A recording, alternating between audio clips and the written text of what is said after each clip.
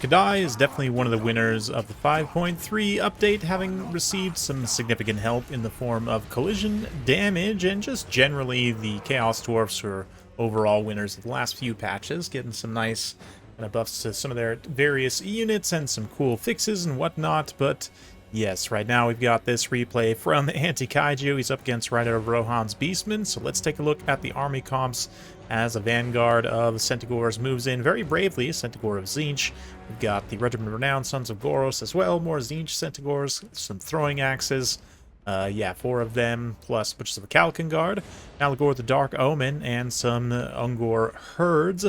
As for the Chaos Dwarfs, here, there's actually only one Chaos Dwarf, I guess 2 really. The Demonsmith Sorcerer, who's just got his heal, and the Sorcerer Prophet, Lore of Hashut, looking for some Burning Wrath, AoE damage. He's also got Vial of Hashut, and of course the Breath from the Taurus.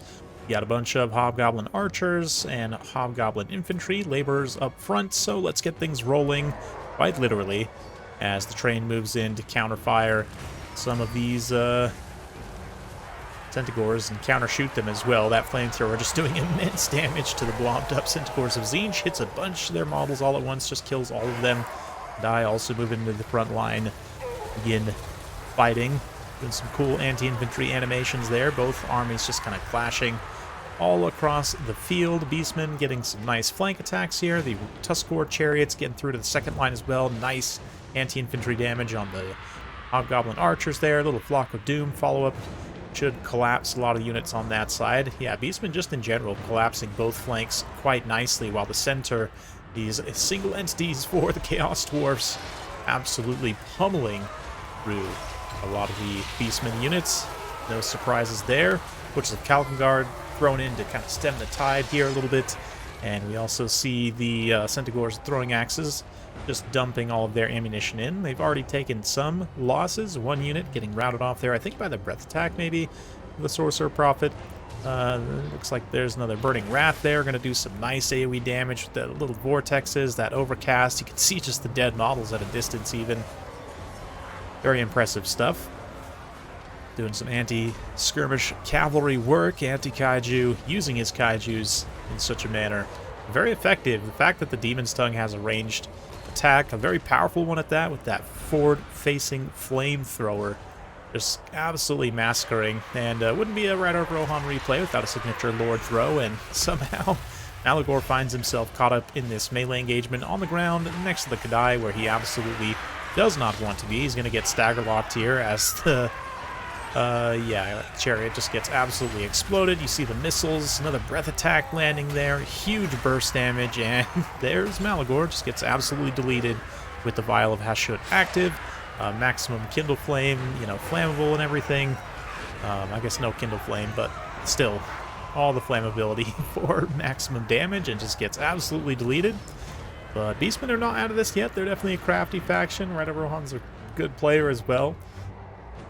Definitely got his work cut out for him, though. A few powerful single entities left. Trains rolling, taking a little charge there from the Sons of Goros, doing immense damage on the countercharge. There's plenty of throwing axes with ammunition as well. They need to get in here and start working down the Kadai. Check the heal situation here. I haven't caught it when it was used, but I'd imagine, yeah, one Reforge has been used, one's still in the bank. We'll watch for that healing as it pops up. Probably on the train, considering it's taken more damage at this point, but Kadai is obviously higher value. Although I would posit the trains are still much better value for the gold than the Kadais are, even still with the buffs, which, not really surprising. The trains are super cost effective for what they give you. Kind of like the combination of both, to be honest, and especially with this Regiment of Renown here, just absolutely just verminating any beastman it can get in range.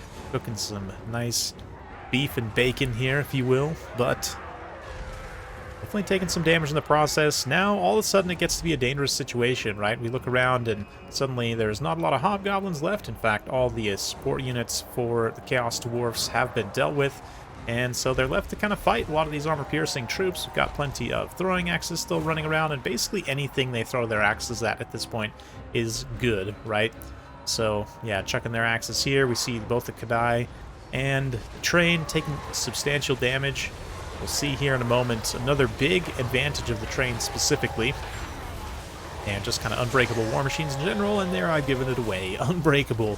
Whereas the Kadai is technically breakable. It does have kind of demonic type leadership. That, when it gets low, can be broken. Whereas the demon trains cost less, and their leadership is infinite. Of course, another nice burning wrath there. Just blasts a Minotaur. Oh man, this game is so cool. Very, very cool and thematic matchup. Love the Kadai at night, especially. It's very flashy and sort of visually distinctive. More throwing axes flying in, the train coming in from the side there. The Beastmen are having trouble approaching at this point. All their melee units are, very low on leadership, susceptible to terror routing for the most part, so they can't really get into contact with many of these units for very long. There's still some ammunition left on the throwing axes, and you see the Kadai goes down there, loses out on its leadership, and it's just a much bigger target as well than the train, which is another downside. Bigger, more expensive, and just overall fine. It probably pays for itself here. We'll have to check for that after the fact, but the trade value, on the other hand, 230 kills, 2,500 damage. I mean, it's like 2x its value, so yeah, the trains are just better still, strictly, but it doesn't mean you shouldn't take Kadai. Beastmen in particular, somewhat susceptible to big single-entity monsters. Credit to Rider Rohan for playing as well as he could. Looks like he's on the ropes now, though, as these units are starting to run out of ammunition, although certainly never say never. Demon Smith Sorcerer gets taken out here by this kind of reformed blob on his own, away from any support. Demon's Tongue here also has some ammunition left, but as do the throwing axes. They're going to use the last of their ammo. Sons of Goros charge on in. They have a little bit of AP and a little bit of leadership left, at least for the time being, before they tear out a few seconds later. More Centaurs trying to proc that rear charge, get that bypassing a little melee defense the Demon's Tongue has. They can finish it off, maybe, but then, of course, the Sorcerer Prophet is still on the Bale Taurus as well. And that is going to be tough for the Beastmen to finish. Ironic that it would be the Flaming Bull that finishes them. Yeah, fun game for sure. Big thanks to Anti-Kaiju for sending that one in. And goodness knows I've casted enough of his losses. Definitely deserve to have a win on the channel. Demon Train does actually get exploded there right at the end by the throwing axes.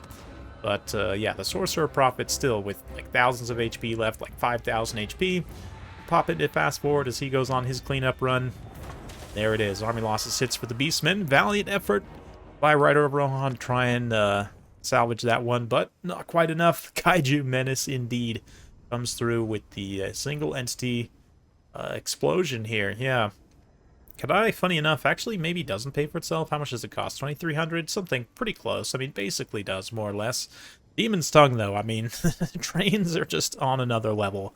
Cost less, way more value. Of course, here it was against mostly kind of cavalry-based force. There wasn't actually a lot of infantry, which shows the versatility of this as a war machine, and that it's not just anti-infantry chariot, right? It definitely can be used in a multitude of roles, and just generally a very good single entity. If used well, 25,000 total damage dealt, 300 plus kills, 3,000 plus gold value. Absolutely spectacular performance for the Choo Choo. As for the Sorcerer Prophet, also 18,000 damage there, like 2,500 basically gold value.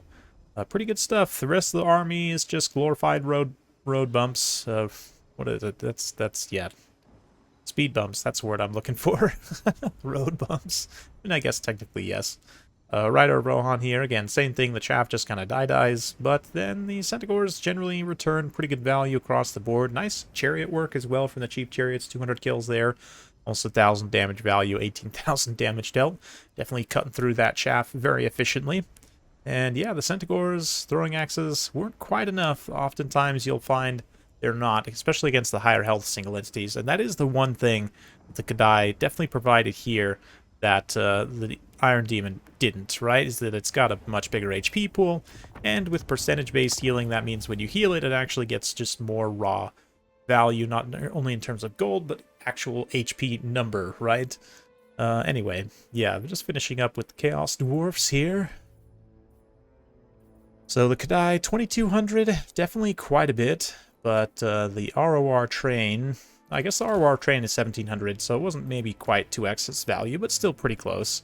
Even the regular train, you know, the regular Iron Demon at 1100 doesn't have the flamethrower, but that suppression attack gives a speed debuff, which is, you know, tactically quite nice, and still does a good amount of armor-piercing damage. Yeah, the flamethrower attack is devastating, though, and definitely worth the upgrade if you can afford it in your build. And, of course, the healing synergy as well. But, yeah, look at the difference in HP. Like, an extra 2,600 HP plus. And, of course, with healing, that becomes even more. So, definitely something to consider.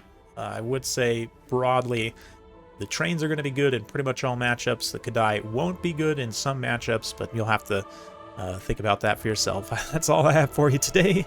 Hopefully you enjoyed. If you like this sort of content, be sure to like, subscribe, hit that bell notification button. Every time I upload a new video, you'll be notified. Thanks again. We'll see you next time.